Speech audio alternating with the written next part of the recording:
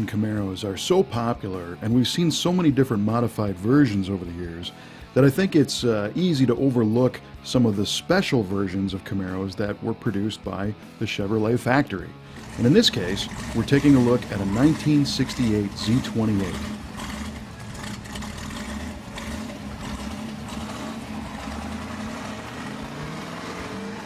Now, of course, the Z28 was the option code for the car that was the street-going version of the Trans Am race car. So it had some unique features, but this is not a car that is only different because of an appearance package. There are a lot of legitimate high-performance parts that make up the 1968 Z28. 1968 was the second year of Chevrolet's Trans Am car for the street, being the Z28. And it was powered by this free-revving 302 cubic inch small block Chevy, an engine that wasn't very big but made a bunch of power. In fact, Car Life magazine said this was the pint-sized engine with the heart of a tiger.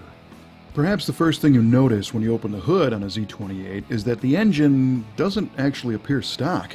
You'll notice a chrome-plated air cleaner unit sitting on top of an aluminum intake manifold, and below that are a set of chrome-plated valve covers with a chrome-plated filler neck. But in reality, all those pieces came with the Z28 302.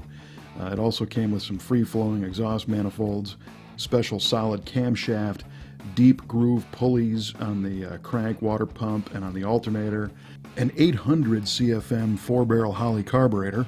It made 11-to-1 compression, and it had special pistons, valves, cylinder heads, valve springs. It was a forged crank, a 4-bolt bottom end, a lot of high-performance goodies inside that 302 to make a ton of power, especially at high RPM.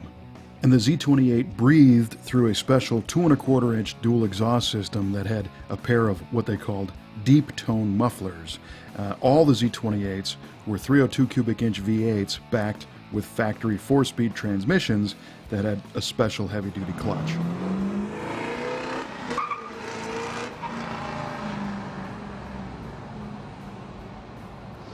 Back in 1968, Car Life magazine did a road test of one of these cars, and they determined that that factory 290 horsepower rating was probably nonsense.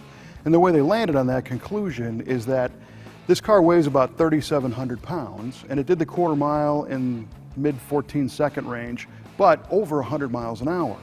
And although it has 410 rear gears, it's not a real torquey engine off the line, but they were able to wind this thing to over 133 miles an hour at its top speed at 7,200 RPM.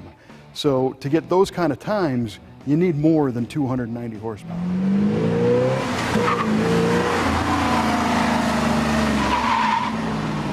The Z28 also had special suspension components so that you could put that power to the ground and enjoy it while racing around. This had special spring rates in the front and the rear, multi-leaf rear leaf springs, specially valved shock absorbers, which were staggered in the rear to help minimize rear wheel hop, an oversized front sway bar, special front disc brakes, and the suspension was capped off with some 15-inch rally wheels. And this is the only first-generation Camaro to receive a 15-inch wheel. All the rest of the cars that were non-Z28s rolled on 14-inch wheels.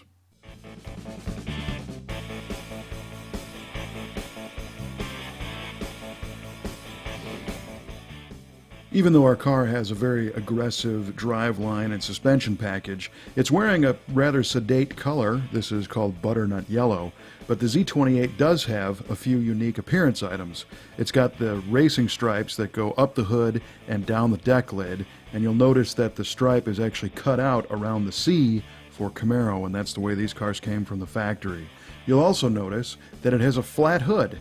The Z28 did not automatically come with a bulged or a cowl induction hood, so if you just got the standard Z28, you got a flat hood.